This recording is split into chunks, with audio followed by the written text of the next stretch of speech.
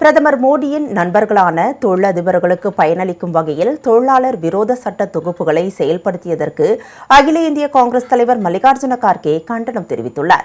இது தொடர்பாக அவர் வெளியிட்டுள்ள அறிக்கையில், தனக்கே உரிய கோழைத்தனமான பாணியில் மோடி அரசு சட்டமன்ற தேர்தல்கள் முடிவடையும் வரை காத்திருந்து பின்னர் அரசிதழ் அறிவிப்புகள் மூலம் தொழிலாளர்களுக்கு எதிரான 4 சட்ட தொகுப்புகளை அறிவித்துள்ளதாக குற்றம் சாட்டியுள்ளார்.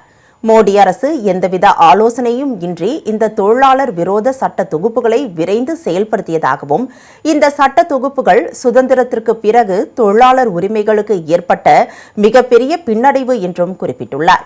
மகாத்மா காந்தி தேசிய ஊரக வேலை உறுதி திட்டத்தை மீட்டெடுத்தல் மற்றும் அதனை நகர்ப்புறங்களுக்கும் விரிவுபடுத்துதல், அனைவருக்கும் 25 லட்சம் ரூபாய் வரையிலான சுகாதார காப்பீட்டை வழங்கும் சுகாதார உரிமை சட்டம் உள்ளிட்ட 5 அம்ச தொழிலாளர் நல திட்டங்களில் காங்கிரஸ் உறுதியாக உள்ளதாக மல்லிகார்ஜுன கார்கே தெரிவித்துள்ளார்.